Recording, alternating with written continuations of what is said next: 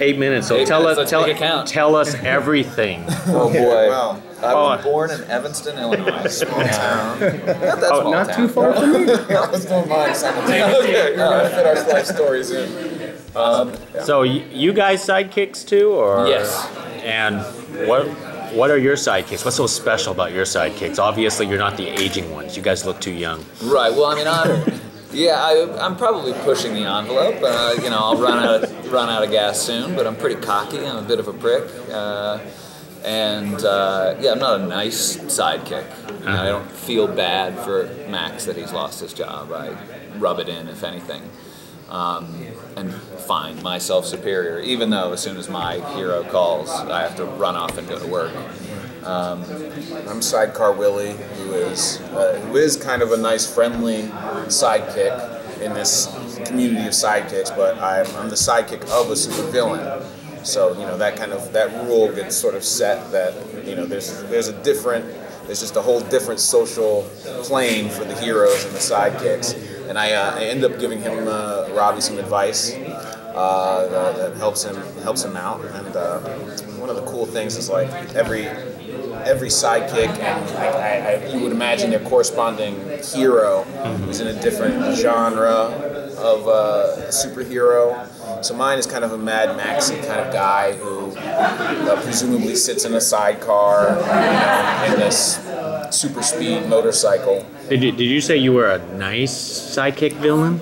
I am, yes. Yeah. I am He said that. You heard him right. I am a villain's sidekick, but Robbie's character and I are friends and acquaintances. Because they're sidekicks. That. It's like, Yeah. if, I don't know, if you come across a reporter, you'd be like, oh yeah, I'm a reporter. Yeah. So there's some shared experience there. Yeah, I guess one of us is a villain at this table. You just don't know. Yeah, yet. right. No, I think I do know. So, Too obvious. yeah, but there's, one of the pieces of charm of the movie is that the sidekick social world operates on just such a lower stakes plane than the superhero world. So it's dudes having conversations that sound real.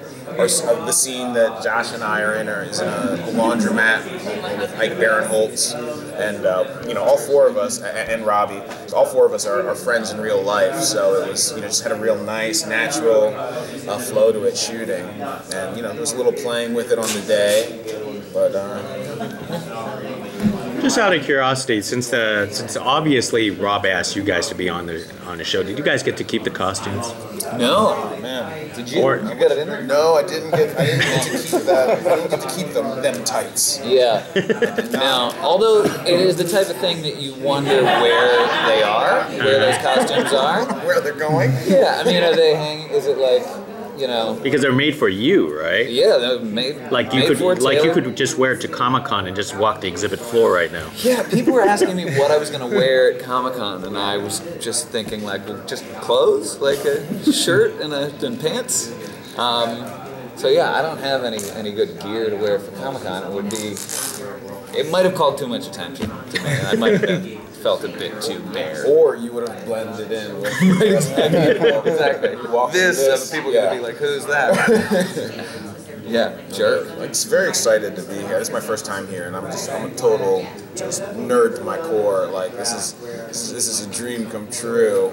I keep hearing how crazy it is. Everyone says it's gonna be great. You going on the floor? It's crazy. Yeah. And I'm not as big of a nerd, but I like to see what happens to people like this. So I'm just sort of waiting. Yeah. It'll be interesting. Yeah.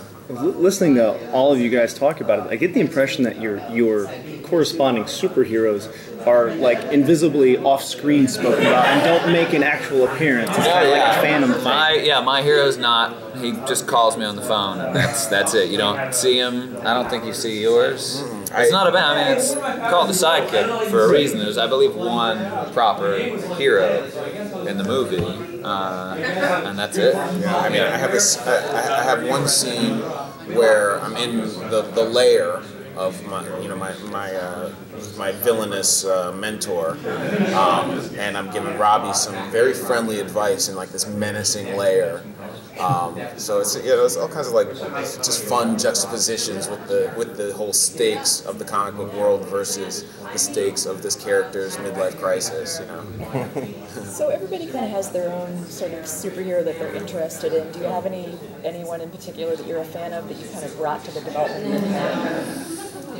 That's a very good question. No, I think for me, and I assume for Josh, it was all there, and I mean the wardrobe brings so much to it, so that informs so much. And another piece of the thing, we've done a lot of sketch, Josh and I, and we've done a lot of broad characters and accents and stuff. But I think part of the whole vibe of this movie was playing pretty close to yourself. I mean, Josh was this sort of heightened prick, a little more arch than my sort of casual being just myself. But it wasn't voices. It wasn't it wasn't a whole lot of choices necessary, because the wardrobe and the context that does all the work, and then seeing it's just funny when you see guys dressed like this talking like normal people in a laundromat. It just worked, that was the kind of idea. So no, I don't think there was for mine, I don't think there is a corresponding actual villain I can point to. But that being said, it totally works. Like you know the comic anyway that this guy exists in. It's kind of a Mad Maxy sort of leather, and obviously this guy's in a sidecar, this lightning motorcycle and this other guy.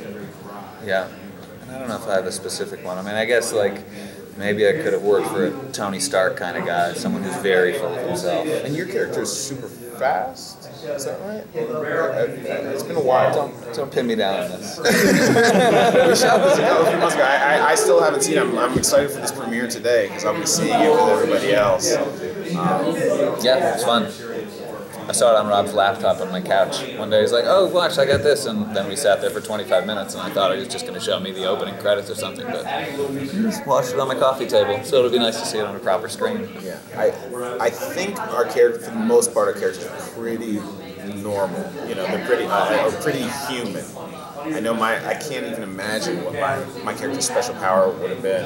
Yeah. Instead of besides sitting in a sidecar and going fast, being able to deal with it. So if it goes to series, would you sign on? Would you recur? Would you want to keep going with this? If ever, if all schedules and everything permitting, I mean, yeah, it would be a little dream role to be able to kind of come in.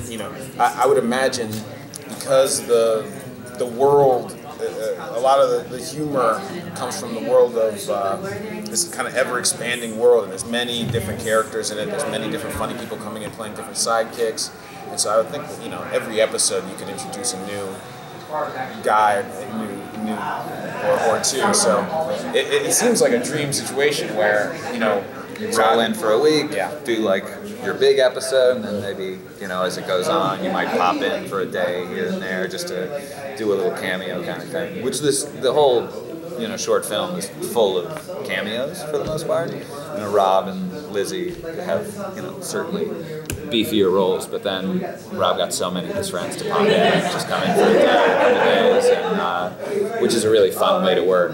And then when you see something that you've been a part of but you haven't seen, you weren't there when they shot, the scene on the roof or the scene at the school, and then you see it all put together and you sort of have forgotten these parts of the script, and then you see them, you see people that you admire. Martin Starr's got one line in this thing that really kills me, and wasn't there for the shooting of that, but pleased to be part of it for sure.